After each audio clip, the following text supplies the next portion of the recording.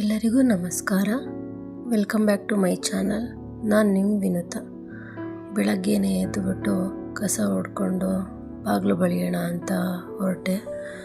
ಬಾಗಿಲು ಬಳಿದು ಹಾಗೆ ನೆಲ ಎಲ್ಲ ಒರೆಸ್ಕೊಂಡು ನೀಟಾಗಿ ಒರೆಸ್ಕೊಂಡು ಹೊಸ್ಲಿಗೆ ಕುಂಕುಮ ಅರಿಶಿನ ಹಚ್ತಾ ಇದ್ದೀನಿ. ನಂತರ ಬಾಗಿಲಿಗೆ ರಂಗೋಲಿ ಬಿಡ್ತಾ ಇದ್ದೀನಿ.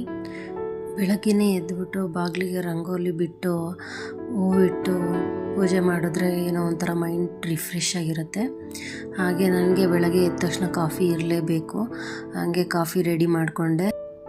ನಂತರ ನಾನು ಬೆಳಗ್ಗೆನೇ ತಿಂಡಿ ರೆಡಿ ಮಾಡಿ ಇಟ್ಕೊಂಡ್ಬಿಟ್ಟಿದ್ದೆ. ಮಸಾಲ ಚಿತ್ರಾನ್ನ ಮಾಡಿದ್ದೆ ಇವತ್ತು. ಹಾಗೆ ನನ್ನ ಹಸ್ಬೆಂಡ್ಗೆ ಮಸಾಲ ಚಿತ್ರಾನ್ನ ಹಾಕ್ಕೊಟ್ಟು ಹಾಗೆ ಲಂಚ್ಗೆ ಮಸಾಲ ಚಿತ್ರಾನ್ನ ಪೊಮಗ್ರೆನೇಟ್ ಹಾಕಿ ರೆಡಿ ಮಾಡಿದೆ.